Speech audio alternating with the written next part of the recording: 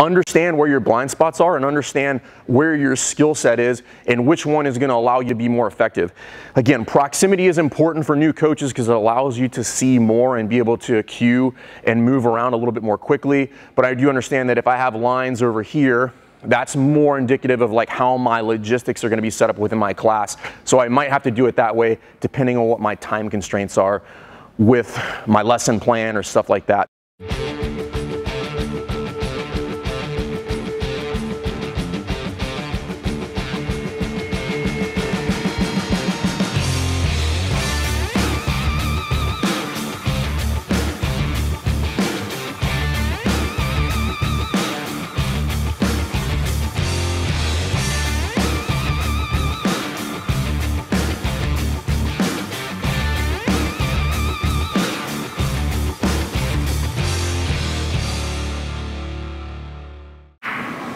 Hi guys, welcome back to Jerk Block Talk. I'm Jason Fernandez. We are here at CrossFit Rife, and today I want to talk about something that comes up fairly frequently, particularly in the level 2 setting when we have coaches coach going through the different movements, and the question comes up, hey, should I teach in lines or a circle?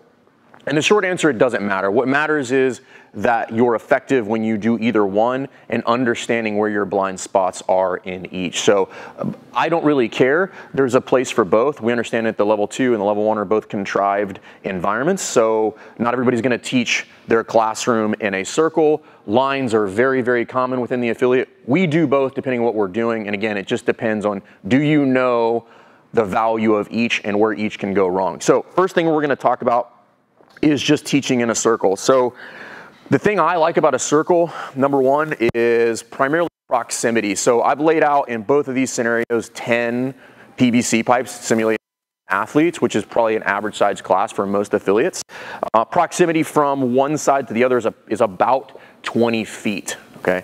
So one of the benefits about using a circle is I can always see what's going on and pretty much have a decent angle on most people within the circle. That's not always the case when I'm doing lines. I could be blocked by another athlete. I could have a bad angle because everybody's orientated the same way. And it also gives me the ability to cue multiple athletes at the same time. So if you guys, there's another video that we put in about how to run a circle. I can do tactile cues here while verbally cueing across the circle in a lot of scenarios when I do this. It also gives me a much easier way to systematically work my way through or around the circle to make sure that I get to everybody. And when I do that, what it allows me to do is keep my eyes on everybody at the same time. There are some scenarios when we go to the lines where you will lose sight of people. Now, one thing that can go wrong within the circle, and this happens a lot, is coaches get in here and they start cueing from the middle of the circle. And as soon as I step to the middle of the circle, I have a blind spot, which is the back half of the circle. So if I had 10 people in here, 5 people are now out of the equation, out of my line of sight, and I can no longer see and correct those athletes. So primarily the big thing you want to do is you should have a ticking or some sort of clock in your head. Once you get into the middle, primarily what you're going to do is either a visual cue to somebody who's got something going on, or just demonstrate a movement, and then you need to get out of the circle so that you can coach more effectively. So that's the big thing that I see within the within teaching a circle. And you're probably not going to do a lot of barbell work with a circle. This will probably primarily be with a PVC pipe. And then what you're probably going to end up doing when you get barbells out is you're probably going to have lines, and you can orientate these barbells whichever way you want. It doesn't really matter. So let's talk about it this way. So if you're going to teach it in lines, which again is probably far more common within the affiliate, like you have your barbell laid out logistically for the class, and you want to do everything that way, that's fine. You could lay them out this way.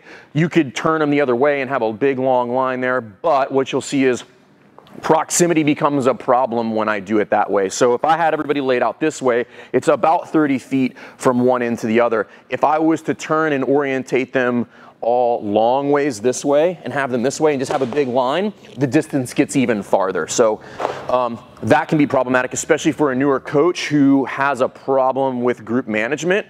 You might want to constrain yourself to a circle for a while until you get better at teaching in lines. Now, there are some benefits to the lines where it gets a little bit easier depending on how developed your skill set is from seeing and correcting. it gets a little easier to see some common faults within a group. So I can kind of line up here and just look down the line to look at particularly like something for like overhead position, and I can just look down the line and see what's going on with some press movements or overhead squat or something like that. Where that can become problematic is, again, I'm blocked, that fifth athlete down there is blocked by 4 athletes this way. And even if I shift my angle to go 45, there's still some things I'm probably not gonna see.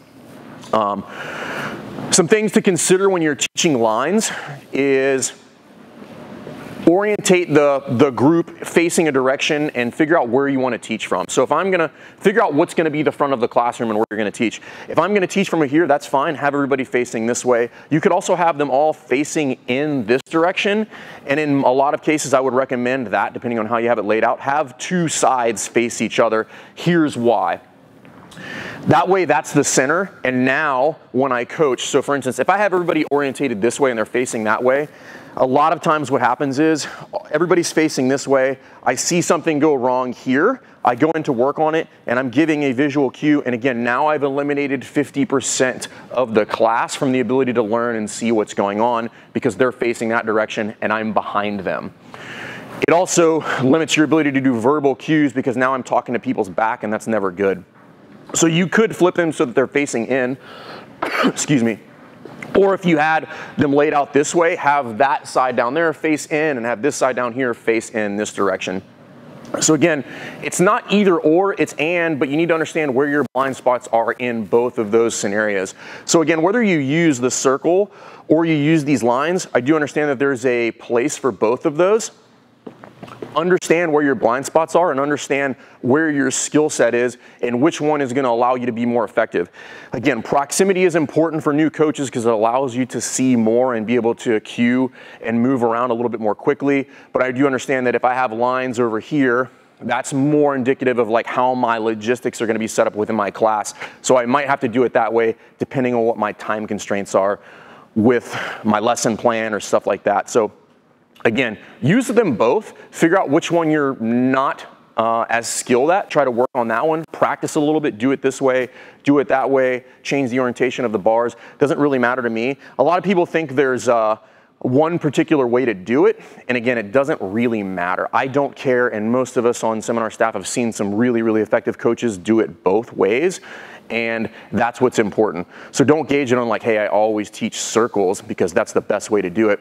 The answer is it depends. So develop your skill set in both, understand where your blind spots are, and what that's going to do is allow you to coach your coaches as well as you work through this and figure out like, hey, where are they not so good when they're doing their kind of teaching portion of the lesson plan, and how can you give them some skills and some tools to improve that. So hope you guys like this content. Again, this is something that comes up pretty regularly within the level 2 setting. So if you like this content, please subscribe to the YouTube channel. If you guys have questions about this stuff, drop them in the comments and I'll be happy to get back to you. Thanks guys. See you next time.